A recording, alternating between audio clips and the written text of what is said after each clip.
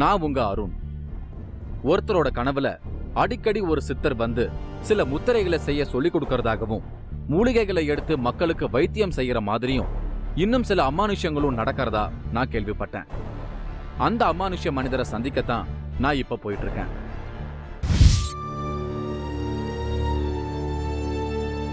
Real estate லே அவுட்டில் வெளிப்படும் அதிர்வலைகள். சாமுவேலோட கனவுல அடிக்கடி வர இடம் இந்த இடம் தான். இந்த லிங்கத்துக்கு கீழே தான் அந்த மகானோட ஜீவ சமாதி இருக்கு அப்படின்ட்டு சாமுவேல் நம்ம கிட்ட சொல்லியிருந்தாரு. இந்த முத்திரையை தொடும்போது என்னோட உடம்புல வந்து ஒரு வைப்ரேஷன் வரும். இந்த வைப்ரேஷன் இப்போ வந்துட்டு இருக்கு. உள்ளே இருப்பது வட மாநில சித்தரின் ஜீவ சமாதியா, ஒரு ஸ்பிரிச்சுவல் இன்வெஸ்டிகேஷன்? சில விஷயம் இடத்துக்கு போகணுனாக்கா நான் வந்து பஸ்ஸில் போகிற மாதிரி எனக்கு தோணாது, பறந்து போகிற மாதிரி தான் தோணும் எனக்கு.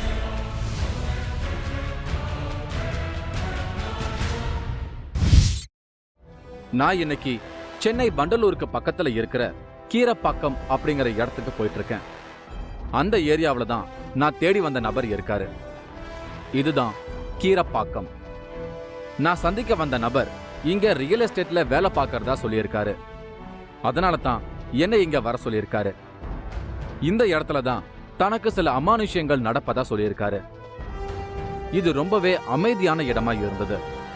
நான் காரை விட்டு இறங்கி போனேன். இவர்தான் எனக்கு தகவல் சொன்ன சாமுவேல். தனக்கு என்னென்னவோ அமானுஷ்யங்கள் நடக்கிறதா இவர்தான் எனக்கு போன் பண்ணியிருந்தாரு. சாமுவேலுக்கு சொந்த ஊரு திருவண்ணாமலை. இப்போ ரியல் எஸ்டேட்ல வேலை பார்க்கிறாரு. இவர் சென்னைக்கு வந்து 6 மாசம் தான் ஆகுது. இந்த புதுசா போடப்பட்ட லே அவுட்டை இவர் தான் பாத்துக்கிறாரு. இங்க வந்த நாள்ல இருந்து இவருக்கு ஒரு வினோதமான கனவு வருதான். அதுல இந்த இடத்துல ஒரு மகானோட ஜீவ சமாதி இருக்கிறதாகவும் வட மாநிலத்துல இருந்து இங்க வந்ததாகவும் அப்போ அவர் எடுத்துட்டு வந்த லிங்கத்தை இங்க வச்சு வழிபாடு செஞ்சதாகவும் அந்த கனவு வரதா இவர் எனக்கு சொன்னாரு. இது நைட்டில் நான் பைபிள் படிச்சுட்டு தூங்கும்போது பார்த்தோன்னாக்கா எனக்கு ஃபுல்லாக தூக்கம் வரல. அப்புறம் வந்து பார்த்தாக்கா என் நிறையா தூங்கும்போது இவர் கனவுல வந்தார். முத்திரையெல்லாம் வந்து சொல்லி கொடுத்தாரு. அப்போ வந்து அவர் சொல்லும்போது வந்து அவருடைய பேர் வந்து பார்த்தோன்னாக்கா நீம் மகரிஷின்னு சொல்லிட்டு சொன்னார். இது வந்து கனவுல வந்ததை வந்து நான் யதார்த்தமாக தான் எடுத்துக்கிட்டேன். திரும்ப வந்துலாம் வந்து நான் பார்க்கல. திரும்ப வந்து இந்த இடத்துல வந்து நம்ம கனவுல கண்ட அந்த சாமி வந்துச்சேன்னு சொல்லிட்டு நான் திரும்ப வந்து நின்று அந்த முத்திரெலாம் எனக்கு மறக்கவே இல்லை. நல்லா ஞாபகம் வந்துச்சு. ஞாபகம் வரும்போது அந்த முத்திரெல்லாம் வந்து நான் அந்த இடத்துல நின்று பண்ணி பார்த்தேன். கனவை பத்தி சாமுவேல் எனக்கு விவரிச்சதுமே எனக்கு அதை எப்படி எடுத்துக்கிறதுன்னே புரியல. உடனே அந்த இடத்தை எனக்கு காட்ட சொல்லி அவரை அழைச்சிட்டு போனேன். அங்க ஒரு லிங்கம் மட்டும் இருந்தது. இத பானலிங்கம்னு சொல்லுவாங்க. லிங்கத்தோட பின்னணியில ஒரு வேப்ப மரமும் வில்வ மரமும் புற்றும் இயற்கையாவே அமைஞ்சிருந்தது. இந்த இடத்த பார்க்கும்போது ஏதோ ஒரு கோவில் இருந்த மாதிரி தான் எனக்கு தெரிஞ்சது. அந்த இடத்த சாமுவேல் எனக்கு சுத்தி காட்டினாரு. சாமுவேலும் முதல்ல இத ஒரு பழமையான கோவில்னு தான் நினைச்சிருக்காரு. இந்த ரியல் எஸ்டேட்ல பிளாட் வாங்க ஒருத்தருக்கு இந்த இடத்த காட்ட உள்ள வந்தப்போதான் முதலா இந்த லிங்கத்தை கவனிச்சிருக்காரு சாமுவேல். இந்த இடத்த பார்த்துட்டு வீட்டுக்கு போயிருக்காரு. 2 நாள் கழிச்சு இவரோட கனவுல சில சிலைகள் வந்திருக்கு. ஒரு முனிவர் திருவான்மியூர் கோவில்ல இருந்து சில மூலிகைகளை அரைச்சு இந்த இடத்துக்கு எடுத்துட்டு வர மாதிரி ஒரு கனவு வந்திருக்கு. ஒரு 7 நிமிஷம் ஒரு 8 நிமிஷம் நான் தியானம் பண்ணும்போது எனக்கு நல்லா தெரிய வந்துச்சு. அப்போ வந்து பார்த்தோன்னாக்கா அவர் வந்து இங்கே இந்த திருவான்மியூர் மருந்தீஸ்வரர் கோவிலில் போயிட்டு தியானம் பண்ணி அங்கே இருக்கிற மூலிகைகளை அந்த மூலிகையை படைச்சி அந்த மூலிகையை எடுத்துகிட்டு வந்து இங்கே அரைச்சி இந்த மூலிகைலாம் மக்களுக்கு கொடுத்த மாதிரி வந்து இங்கே அரைக்கிற மாதிரிலாம் ஒரு இதெல்லாம் தோணுச்சு. தனக்கு இப்படி கனவு வரத பத்தி தன்னோட ஃப்ரெண்ட்ஸ் கிட்டையும் சொல்லியிருக்காரு. அவங்களுக்கும் ஒன்னும் சொல்ல தெரியல. அதே மாதிரி இவருக்கு கனவுல சில முத்திரைகள் வந்திருக்கு. நடக்கிறது எதுவுமே இவருக்கு புரியல. ஒரு நாள் ஆபீஸ்ல இருந்து வீட்டுக்கு வந்ததும் டிவியில 3வது கண் நிகழ்ச்சியை பார்த்திருக்காரு. உடனே இந்த பிரச்சனைக்கு தீர்வு காண நம்மோட டீமுக்கு போன் போட்டிருக்காரு. அதுக்கப்புறம் தான் இதோ இப்ப நான் இவர் சந்திச்சு பேசிக்கிட்டு இருக்கேன். வீட்டில் வந்து படுத்துட்டு இருக்கும்போது ஒரு 9:30 மணிக்கு வந்து நான் வந்து வேந்தர் டிவி பார்த்தேன். வேந்தர் டிவி ஃபஸ்ட்டு பார்க்கும்போது வந்து காஞ்சிபுரம் மாவட்டத்தில் அந்த அம்மா வந்து முன் ஜென்மத்துடைய விஷயங்கள்லாம் சொல்கிறதா சொல்லியிருந்தாங்க. அதை நான் பார்க்கும்போது வந்து எனக்குள்ள ஒரு உணர்வு தோணுச்சு. கரெக்டாக வந்து நான் ஆஃபீஸ் முடிச்சு 9 மணிக்கெலாம் வீட்டுக்கு போயிடுவேன். வீட்டுக்கு போயிட்டு கரெக்டாக அந்த நிகழ்ச்சியை நான் பார்த்துட்டே இருப்பேன். பார்த்துட்டே இருக்கும்போது ஒரு டைம் வந்து சைதாப்பட்டில் வந்து ஜீவசமாதி அடைஞ்சிருக்காரு. அந்த விஷயங்கள்லாம் வந்து இவர் தேடுதல் மேற்கொண்டு அது மூலியமாக வந்து இது இந்த ஜீவ சமாதியால் வந்து நல்ல நன்மைகள் இருக்குது, மக்களுக்கு வந்து ஒரு நல்ல ஒரு விஷயங்களை வந்து போய் தோணும் அப்படின்றதால வந்து நான் அவரை தொடர்பு கொண்டேன். தனக்கு இப்படி அடிக்கடி கனவுல வரது ஒரு ரிஷின்னு இவர் நினைக்கிறாரு. அவர்தான் தனக்கு ஏதோ சில முத்திரைகளை செய்ய சொல்லி அதையும் கனவுல ஒரு காட்சியா காட்டுறதா இவர் சொல்றாரு. இங்க இருக்கிற லிங்கம் வித்தியாசமான வடிவத்துல இருந்தது. இத பத்தி பேசும்போது சாமுவேல் எனக்கு சில தகவல்கள் சொன்னாரு. இந்த பானலிங்கம் எனக்கு எப்படி தெரிய வந்துச்சுனாக்கா, 2006 ஒரு முறை வந்து நான் வந்து அண்டியான்ற ஒரு ஏரியாவில் வந்து பார்த்தீங்கன்னாக்கா வட மாநிலத்தில் வந்து வட பானலிங்கத்தில் வந்து பூஜை பண்ணியிருக்கேன். இது வந்து ரமேஷ்ன்றவர் வந்து தண்டராம்பட்டிலேருந்து என்னை கூட்டம் போனார். இவர் தான் கூட்டம் போயிட்டு வந்து இதை அறிமுகப்படுத்தினாங்க. இதோட பேரே பானலிங்கன்னு எனக்கு அப்போ தெரிய வந்துச்சு. இவர் தான் ஃப்ரெண்ட்ஸோட வட மாநில யாத்திரைக்கு போயிருக்காராம். அப்போ நார்த் சைட்ல இருந்த இதே மாதிரி லிங்கங்களை இவர் பார்த்திருக்காரு. அது மட்டும் இல்லாம அங்க இருந்த அந்த லிங்கங்களுக்கு இவர் அபிஷேகமும் செஞ்சிருக்காராம். அதே மாதிரி இந்த லிங்கமும் இருக்கிறதால இதுக்கு பேரு பானலிங்கம்னு சொல்றாரு சாமுவேல். இன்னொரு அதிர்ச்சிகரமான விஷயத்தையும் எனக்கு சொல்ல தொடங்கினாரு சாமுவேல். இந்த லிங்கத்துக்கு கீழே ஒரு சித்தரோட ஜீவசமாதி இருக்கு. அதுல இருக்கிற சித்தர் தான் தன்னோட கனவுல வந்து காட்சி தரதா உறுதியா நம்புறாரு சாமுவேல். அது மட்டும் இல்லாம இந்த இடத்துக்கு வந்தாலே தன்னை மறந்த தியானத்துல உட்கார்றதாகவும், இரவுல தனக்கு தொடர்ந்து அந்த சித்தரோட காட்சிகள் வரதாகவும், தனக்கு சில வித்தியாசமான முத்திரைகளை அவர் சொல்லித்தரதாகவும் எனக்கு சொன்னாரு சாமுவேல். இந்த இடத்துல வந்து ஜீவ சமாதி அடைஞ்சிருக்கிறன்ற மாதிரி தான் வந்து எனக்கு தோணுச்சு. இவர் பேசும்போது பார்த்தாக்கா இவர் பேசுகிற பாஷை நமக்கு புரியல. ஆனால் இவர் செய்யக்கூடிய முத்திரைகள் இந்த நேம்லாம் வந்து பார்த்தீங்கன்னாக்கா சில எழுத்துக்கள் வடிவமாக சில அந்த உணர்வுகள் தான் எனக்கு வந்து சொல்லி கொடுத்துச்சு. என்ன லாங்குவேஜ் பேசுறாருங்க? இது மராத்தி தான் நினைக்கிறேன் நான். மராத்தி தான். உங்களுக்கு மராத்தி தெரியாதுல்ல? எனக்கு மராத்திலாம் தெரியாது. தனக்கு கனவுல சித்தர் வந்து சொல்லி கொடுத்த அந்த முத்திரைகளை எனக்கு கொஞ்சம் செஞ்சு காட்டினாரு. இங்க வந்து தியானம் பண்ணும்போது ஒரு பெரியவர் உருவம் தன்னை பார்த்து சிரிக்கிறதா இவருக்கு தோணுமா? அவர் வந்து சிரிக்கிற மாதிரி ஒரு 3 நிமிஷம் வந்து ஒரு 3 செகண்ட் 4 செகண்ட் வந்து அவர் சிரிச்சுட்டு அந்த துணியை அப்படி போடுற மாதிரி இருந்துட்டு அப்படியே மறைஞ்சிச்சு இந்த இடத்துல. அப்படி அவங்க சொன்ன முத்திரையோட இங்க தியானம் செஞ்சா ஒரு வைப்ரேஷனை உணர முடியும்னு இவர் உறுதியா சொல்றாரு. இந்த முத்திரையை தொடும்போது என்னோட உடம்புல வந்து ஒரு வைப்ரேஷன் வரும். இந்த வைப்ரேஷன் இப்போ வந்துட்டு இருக்குது. இதெல்லாம் கேட்க கேட்க எனக்கு பயங்கர ஆச்சரியமா இருந்தது. ஆனா அதுக்குள்ள என் கண் எதிரிலேயே நேரடியா ஒரு ஆச்சரியம் நடக்க ஆரம்பிச்சது. என் கூட பேசிக்கிட்டே இருந்த சாமுவேல் திடீர்னு லிங்கத்துக்கு முன்னால தியானத்துல உட்கார்ந்துட்டாரு. அவர் என் கிட்ட சொன்ன மாதிரியே தியானத்துல தன்னை அறியாம சில முத்திரைகளை பிடிக்க தொடங்கினாரு. பார்த்துக்கிட்டு இருந்த எனக்கு ஒரு மாதிரி கொஞ்சம் பதட்டம் ஆயிடுச்சு. நான் தியானத்துல இருந்தவர்கிட்ட பேச்சு கொடுத்து பார்த்தேன். ஒன்னும் பதிலே வரல. நான் பேசுறது எதுவுமே அவருக்கு கேட்கல. அவர் அமைதியா தியானத்துல இருந்தாரு. அவரோட விரல்கள் மாறி மாறி வெவ்வேறு முத்திரைகளை பிடித்தபடி இருந்தது. எனக்கு ஒண்ணுமே புரியல. கொஞ்ச நேரம் அமைதியா இதையெல்லாம் பார்த்துக்கிட்டு இருந்தேன். தியானம் முடிஞ்சு கண் விழிச்சாரு. அவர்கிட்ட இந்த முத்திரைகள் பத்தி சொல்லுங்கன்னு கேட்டேன். ஆனா அவர் எனக்கு பதில் எதுவும் சொல்லாம அமைதியா இருந்தாரு. இது எல்லாமே எனக்கு ஆச்சரியத்தை ஏற்படுத்துச்சு.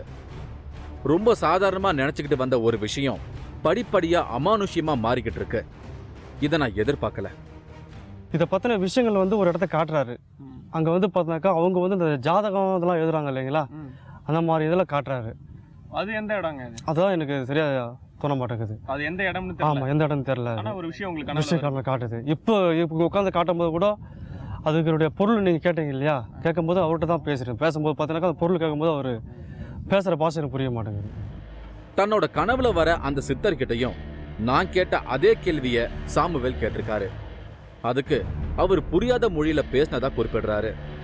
இங்க ஜீவசம்மதியாகி இருக்கிற சித்தர் பீகார் மாநிலத்தை சேர்ந்தவரா இருக்கலாம் அப்படிங்கிறது தான் இப்போதைக்கு சாமுவேலோட கணிப்பு. திரும்பவும் கொஞ்ச நேரம் கழிச்சு அதே இடத்துல உட்கார்ந்து தியானம் செய்ய தொடங்கினாரு. என்னையும் உட்கார்ந்து தியானம் செஞ்சு பார்க்கும்படி கேட்டாரு. அவர் சொல்ற மாதிரி செஞ்சா அந்த சித்தர் காட்சி கொடுப்பாருன்னு எனக்கு அந்த மெத்தட்ஸை சொல்லி கொடுத்திருக்காரு. நானும் ஆர்வத்தோட செஞ்சு பார்த்தேன்.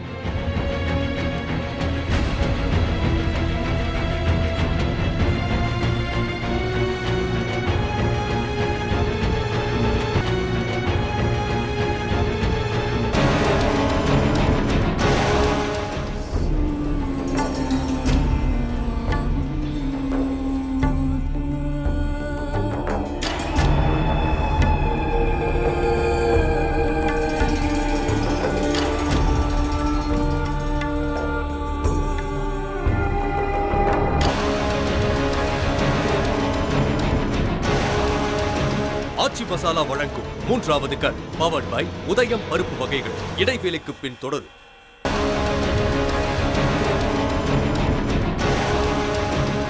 ஆச்சி மசாலா வழங்கும் 3வது கண் பவர்ட் பை உதயம் பருப்பு வகைகள் தொடர்கிறது.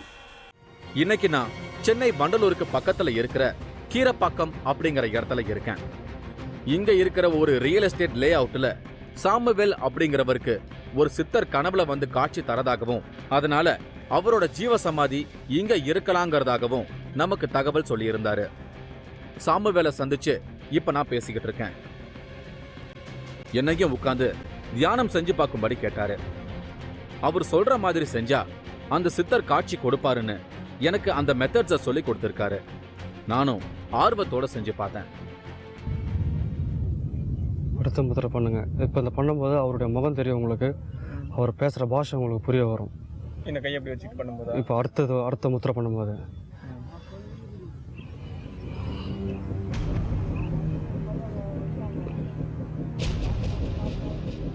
என்னால ஆச்சரியமான ஒரு வைப்ரேஷனை உணர முடிஞ்சது. ஆனா எனக்கு எந்த காட்சியும் கிடைக்கல. சாமுவேல் சொல்றதுல உண்மை இல்லைன்னு ஒதுக்கிடவும் முடியல. அவர் சொல்றதையெல்லாம் அப்படியே ஏத்துக்கவும் முடியல. நான் இன்னமும் சாமுவேலோட பேக்ரவுண்ட் பத்தி டீட்டெயிலா அவர்கிட்ட பேசினேன். அதுல இருந்து நாம எதையாவது கண்டுபிடிக்கலாமேன்னு தான் இப்படி ஒரு முயற்சியை செஞ்சு பார்த்தேன். இவருக்கு இன்னும் கல்யாணம் ஆகல. இவரோட குடும்பம் இன்னமும் திருவண்ணாமலையில தான் இருக்காங்க. இவருக்கு ஒரு அக்கா, அவங்க இறந்துட்டாங்க. இப்போ இவருக்கு ஒரே ஒரு தங்க மட்டும்தான் இருக்காங்க. இவர் ஊர்ல அடிக்கடி சிவன் கோயிலுக்கு போயிட்டு வருவாராம். சின்ன வயசுல இவரோட உடம்புக்குள்ள காளி வந்து இறங்கி இவருக்கு சாமி வந்து ஆடுவாராம். இவரோட தீவிரமான கடவுள் பக்தியால தான் இப்படி சில அமானுஷ அனுபவம் இவருக்கு நடக்குதோ அப்படின்னு இவருக்கு ஒரு சந்தேகம் இருக்கு. முன்னாடி தவம் பண்ணிருக்கீங்களா இல்ல தியானம் பண்ணிருக்கீங்களா? இதுக்கு முன்னாடி பார்த்தாக்கா சின்ன வயசுலேயே வந்து நான் வந்து இந்த பாபாஜியோட ஃபோட்டோலாம் வச்சு நான் வந்து விளக்கேற்றி தான் நான் ஸ்கூல் போகும்போது ஒரு 8வது 9வது படிக்கும் போதெல்லாம் எனக்கு அந்த சாமி மேலே நல்ல ஒரு பக்தி இருந்தது. தண்டராம்பட்டு பக்கத்தில் வந்து ராதாபுரம்னு ஒரு ஏரியா, அது வந்து ரொம்ப பழமையான சிவன் கோவில். அது அந்த கோயில் அனுப்பும் போது எனக்கு ஃபஸ்ட்டு வந்து காளியோட அருள் கிடச்சிது. என் மேலே சாமி வந்தது. நீங்களும் இந்த சாமி வந்து ஆடி இருக்க. இவரால ஆவிகளோட பேச முடியுமா? அதுவும் இறந்து போன தன்னோட அக்காவோட மட்டும் பேசி தன்னோட குடும்ப விவரங்கள்ல இருக்கிற சில அமானுஷ்யங்களை எனக்கு விவரிச்சாரு. இவரோட தாத்தா ஒரு சாமியாடி. இவங்க தாத்தா குறி சொல்லி வர ஜனங்களோட பிரச்சனைகளை தீர்த்து வச்சிருக்காரு. இது எல்லாத்தையும் தன்னோட அக்காவோட ஆவிக்கிட்ட பேசி தெரிஞ்சுக்கிட்டதா சொல்றாரு சாமுவேல். நீங்களே பண்ணிருக்கீங்க அப்படிங்கன்னா அந்த மாதிரி பேய் விரட்டுறது, ஒரு சாமியாடி மாதிரி வேலைகள் செய்யறது, இதெல்லாம் வந்து நீங்களே பண்ணீங்களா இல்ல உங்க குடும்பத்துல முன்னோர்கள் யாராவது இருந்திருக்காங்களா? முன்னோர்கள் வந்து பார்த்தோன்னாக்கா எனக்கு வந்து இந்த மாதிரி விஷயங்கள்லாம் சொல்றது வந்து பார்த்தோன்னாக்கா என்னுடைய ஃபர்ஸ்ட் என்னோட அக்கா ஒருத்தர் பிரபாவதின்னு சொல்லிட்டு, அவங்க சின்ன வயசுல இறந்துட்டாங்க. அந்த பிரபாவதி வந்து நான் எங்கள் ஊரில் நடக்கக்கூடிய பிரச்சனைகள், எங்கள் குடும்பத்தில் நடக்கக்கூடிய பிரச்சனைகள்லாம் வந்து நான் அவங்க கூட தான் பேசுவேன். இது வந்து அவங்க கூட தான் பேசுவேன். அவங்க சொன்ன விஷயம் வந்து நம்ம தாத்தா வந்து இருந்தார், அம்மாவாசைன்னு சொல்லிட்டு ஒரு பேர். அவர் வந்து பார்த்தோன்னாக்கா அந்த பில்லி சூனிய மந்திரங்கள் இந்த மாதிரி வந்து வேடியப்பன் குலதெய்வம்னு சொல்லுவாங்க. அந்த வேடியப்பன் வந்து அவர் மேலே வந்து அவருக்கு வந்து இந்த ஊர் மக்களோட பிரச்சனைலாம் தீர்த்து வைக்கிற மாதிரிலாம் அவங்க சொன்ன விஷயம்தான். அதுக்கப்புறம் தான் வந்து பொம்மை செய்கிற விஷயங்கள், பேய் ஓட்டுற விஷயங்கள், நிறைய வந்து இந்த சிவலிங்கங்கள்லாம் வந்து வீரனும் ஏரியாவில் வந்து பழைய சிவலிங்கம் எடுத்து நாங்கள் பூஜை பண்ணி பிரதிஷ்டை பண்ணி கோவிலாக மாற்றினது, ராதாபுரத்தில் வந்து மாற்றினது. இதெல்லாம் வந்து உங்க அக்கா, அந்த இறந்து போன அக்கா வந்து ஆவியா அவங்க கிட்ட சொல்றாங்க. சொன்ன விஷயம் தான் அதெல்லாம். எனக்கு சாமுவேல் கதை எதிர்பார்க்காத திசையில எல்லாம் பயணிக்க தொடங்கி இருக்கு. என்னால அடுத்த இந்த தகவல்களை எல்லாம் எப்படி எடுத்துக்கிறதுனே தெரியல. சாமுவேலுக்குள்ள நிறைய அமானுஷ்ய அனுபவங்கள் இருக்கு. ஆனா இப்போ இந்த இடத்துல இவருக்கு காட்சி கொடுக்கிற சித்தர் இங்க ஜீவசமாதியாகி இருக்காரா? இதை எப்படி கண்டுபிடிக்கிறது? இத பத்தி யோசிச்சுக்கிட்டே இருந்தப்போ நம்மோட நினைவுக்கு வந்தவர் தான் சுந்தர் குருஜி. பூமிக்கடியில மறைந்து போன சில ஜீவசமாதிகளை தியானத்தின் மூலமா கண்டுபிடிக்க முடியும்னு சொல்லி இவர் சென்னையில சில ஜீவசமாதிகளை கண்டுபிடிச்சு வெளியே கொண்டு வந்து வழிபாடுகள் செஞ்சுக்கிட்டு இருக்கிறதையெல்லாம் நம்மளோட 3வது கண் நிகழ்ச்சியில நீங்க பார்த்திருப்பீங்க. அவரை நான் தொடர்பு கொண்டு பேசினேன். அவரும் நான் கூப்பிட்டதுமே இங்க வர சம்மதிச்சாரு. நான் போன்ல சொன்ன இடத்துக்கு வந்து சேர்ந்தாரு சுந்தர் குருஜி.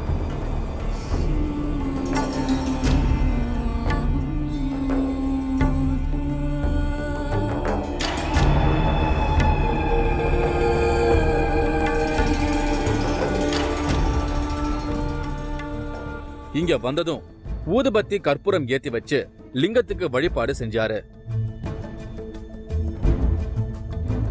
லிங்கத்து மேல கைகளை வச்சு வைப்ரேஷனை உணர முடியுதான்னு செக் பண்ணாரு. இங்க ஒரு ஜீவசமாதி இருக்குன்னு ஒரு தகவல் கிடைச்சா அது எவ்வளவு பெரிய விஷயம். நானும் ஆர்வத்தோட காத்திருந்தேன். குருஜி இங்க வந்ததும் லிங்கத்து மேல கைகளை வச்சு தியானம் செஞ்சுக்கிட்டு இருந்தாரு. அடுத்து சுந்தர் குருஜி என்கிட்ட ரிசல்ட்ட சொல்ல தொடங்கினாரு. அந்த மகான் வந்து அவர் தொண்டு பண்ணியிருக்காரு. அவர் வந்து கர்னூல் மகான்னு எனக்கு பேர் வந்தது. கர்னூல் சுவாமிஜி, அவர் கர்னூலில் சமாதியாக இருக்கார். அவருக்கு இந்த கோயில் திரும்பவும் நல்லா விமரிசையாக வரணும்னு ஒரு ஆசை. அதுக்காக அவர் யூஸ் பண்ணின்னு இருக்கார். இது உண்மை.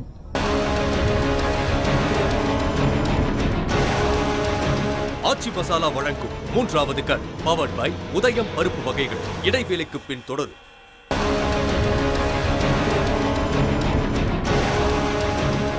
ஆச்சி மசாலா வழங்கும் மூன்றாவது கண் பவர்ட் பை உதயம் பருப்பு வகைகள் தொடர்கிறது. சென்னை வண்டலூருக்கு பக்கத்துல இருக்கு கீரப்பாக்கம்.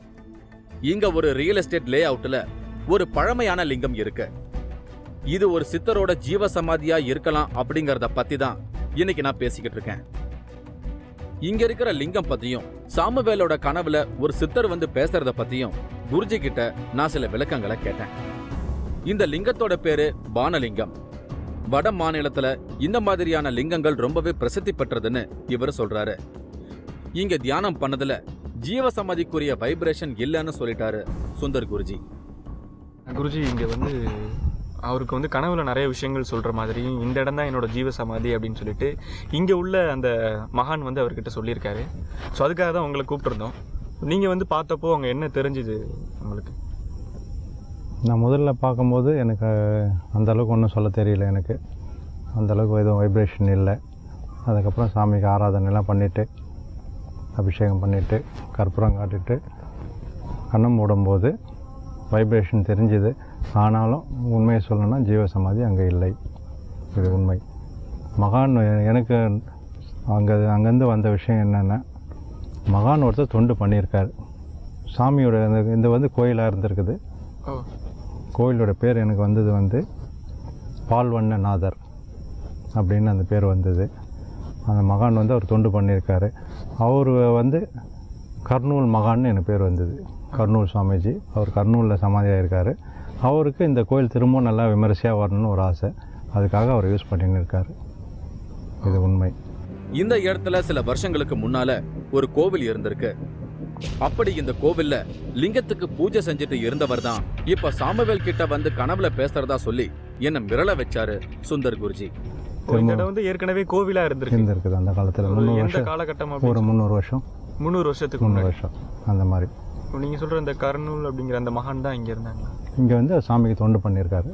ஆக இந்த இடம் வந்து ஒரு மகானோட ஜீவசமாதி இல்லை, ஒரு மகான் வந்து வழிபட்ட இடம் இது. தொண்டு செஞ்சிருக்காங்க. ஒரு 300 வருஷத்துக்கு முன்னாடி இங்கே ஒரு கோவில் இருந்தது. இப்போ அவர் எதனாலங்க இவருக்கு இந்த மாதிரி ஒரு கனவு? அதுவும் இவர் வந்து இது சம்மந்தப்பட்டவரே இல்லை. ஒரு 5 வருஷமா வந்து வேற ஒரு நிலையில இருக்காரு. சித்தர்களை பத்தி தேடுதலும் இல்லை, இந்த ஒரு நம்பிக்கையும் அவருக்கு இல்லை. திடீர்னு ஒரு நாள் பார்க்கறதுல வந்து இப்போ 23 நாளா வந்து பார்த்தீங்கன்னா அவருக்கு கனவுல வந்து தினம் போய் ஏதோ ஒரு விஷயத்த சொல்லிக்கிட்டே இருக்காங்களாம். ஸோ இந்த விஷயம் எதனால நடக்குது? மகானுடைய திருவுள்ளம். அவர் ஏற்கனவே இதில் இருந்திருக்காரு. இந்து விஷயத்தில் நிறைய கோவில்கள்லாம் தரிசனம் பண்ணியிருக்காரு, மலைகளுக்கெல்லாம் போயிருக்காரு. அதனால் அவருக்கு அந்த தொடர்பு இருக்குது. இப்போது கொஞ்ச நாளாக இல்லை. மகான் வந்து அவர் தான் நம்மளுக்கு ஏற்றவர்னு அவர் யூஸ் பண்ணின்னு இருக்கலாம். அவங்களுக்கு வேண்டி அந்த நேரத்தில் யாருன்னா ஒருத்தர் கிடைச்சா அவங்க யூஸ் பண்ணிக்குவாங்க. அவங்களுடைய காரியம் நிறைவேறணும்னா அது மாதிரி யூஸ் பண்ணுவாங்க. அது மட்டும் இல்லாமல் அவரோட ப்ரெசன்ஸ் அவர் இந்த இடத்துல உணர்ந்திருக்காரு. நாங்கள் வந்து அவர்கிட்ட கேட்கும்போது பார்த்தீங்கன்னா தன்னை மருந்து யாரோ பேசுகிற மாதிரி தான் பேசினாரு. ஸோ இதையெல்லாம் ஏன் நடக்கணும்? இது உண்மையிலே ஜீவசமாதி இல்லை, இது ஒரு கோவில் அப்படின்னா இவருக்கு ஏன் இப்படி ஒரு நினைவுகள் வரணும்? அதுவும் வந்து விஷுவலாக விஷயங்கள் காட்டுறாங்க, சில கோவில்கள் உருவம்லாம் காட்டுறாங்களாம் இவருக்கு. இப்படி ஏன் நடக்கணும்? இதுக்கு ஏதாவது காரணம் இருக்காங்க? அதாவது மகான் அவர் யூஸ் பண்ணிக்கிறார் வச்சிங்களா, அவர் மேலே தொடர்பு கொள்கிறாரு. ஆனாலும் கரெக்டாக இவரால் அதை ரீட் பண்ண முடியுதா? நம்ம வந்து அது ரிசெப்டிவாக இருக்கணும். ஒரு மகான் நம்மளை யூஸ் பண்ணும்போது நம்ம பாத்திரம் ரொம்ப கிளியராக இருந்தால் தான் அவங்க சொல்கிறதெல்லாம் என்ன சொல்ல வராங்க, என்ன உணர்த்த வராங்க நம்ம தெரியணும். அவருக்கு இதுதான் முதல் முறை இல்லையா? ஸோ அவரால் கரெக்டாக ரீட் பண்ண முடியல. அதுதான் உண்மை. இந்த கோவிலோட பேரு பால்வண்ணநாதர். இந்த கோவில பூஜை செஞ்சுட்டு இருந்த மகானோட பேரு கர்னூல் சாமிஜி. இவர் ஆந்திராவில் சமாதியாயிருக்காரு. இந்த மகான் பல வருஷங்களா இந்த லிங்கத்துக்கு வழிபாடுகள் செஞ்சு வந்திருக்காரு. இப்போ இத சரியா கவனிக்காததால சாமுவேல் மூலமா பூஜைக்கான வழிமுறைகளை சொல்லி கொடுத்திருக்காருன்னு தான் நினைக்கிறதா சுந்தர் குருஜி விளக்குனாரு.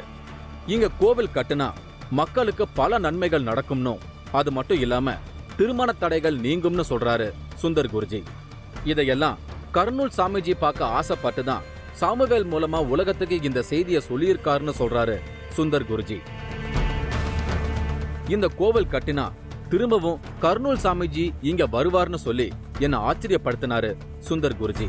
இப்போ வந்து இந்த இடத்துல வந்து கோவில் கட்டி மறுபடியும் அந்த பூஜைகள்லாம் செய்ய ஆரம்பிச்சதுக்கு அப்புறம் அந்த மகான் மறுபடியும் இந்த இடத்துக்கு வருவார். கட்டாயம் அவரோட ப்ரெசன்ஸ் இங்கே ஃபீல் பண்ணலாம். எனக்கு இன்னொன்று சொன்னாங்க, நல்லா திருப்பணி பண்ணி கோயில் நல்லா வந்ததுன்னா இங்கே நிறைய சுப காரியங்கள் நடக்கும்.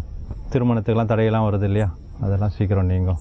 இதை நீங்கள் எப்படி ஃபீல் பண்ணீங்க சாமிஜி? ஏன்னா இப்படி வந்து நீங்கள் பார்த்தீங்கன்னா ஏதோ ஒரு விஷயம் வந்து யாரோ சொன்ன மாதிரியும் யாரோ ஒரு விஷயங்களை பார்த்த மாதிரி சொல்கிறீங்க. நீங்கள் அதை கேட்கும்போது உங்களுக்கு எப்படி இந்த விஷயம் ஃபீல் ஆகுது? இப்போ எனக்கு இந்த இடத்த பற்றி தெரியல இல்லையா, ஸோ நாங்கள் கையை வச்சு அந்த ஸ்கேன் பண்ணும்போது கண்ணை மூடிட்டு கம்ப்ளீட் சைலன்ஸில் போயிடுவேன் நான்.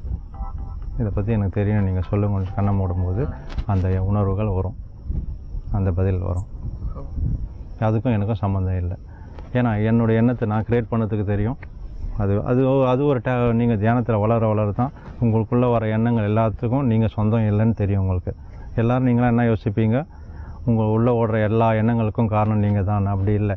பல எண்ணங்கள் வந்து மற்றவர்களுடைய தூண்டுதல், மற்றவர்களுடைய இன்ஃப்ளூயன்ஸில் உங்களுடைய எண்ணத்துடைய பேட்டர்னே மாறும். அந்த மாதிரி நீங்கள் ஒரு எண்ணத்தோடு போயிட்டு இருக்கீங்க ஒரு கோயில் பக்கம், சடனாக உங்களோட எண்ணம் மாறும். அப்போது என்னென்னா அவங்களோட தாட் ஃபோர்ஸ் உங்களை இன்ஃப்ளூயன்ஸ் பண்ணி மாற்றம் அடையும். நான் குருஜி கிட்ட பேசி அவரை வழி அனுப்பி வச்சேன்.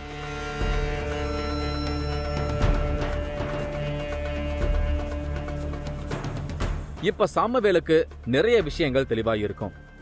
அவர்கிட்ட இருந்து விடை பெற்று நான் புறப்பட்டேன். 3வது கண் நிகழ்ச்சியோட தளம் விரிவடைஞ்சிருக்கு. அடுத்த தளத்துக்கு நம்ம நிகழ்ச்சி வந்திருக்கிறத நினைச்சு எனக்கு பிரமிப்பா இருந்தது. அந்த இடத்துல ரொம்ப சீக்கிரத்திலேயே ஒரு சிவன் கோவில் வரும். அதுக்கு 3வது கண் நிகழ்ச்சி உதவி இருக்கு அப்படிங்கறதே எங்க டீமுக்கு பெருமை.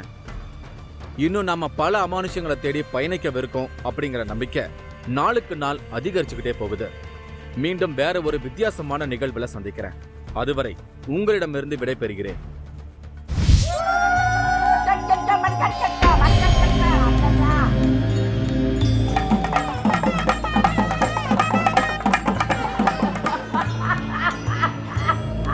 கொதிக்கும் நெய்க்குள் கையை விட்டு பணியாரம் சுடும் பாட்டி.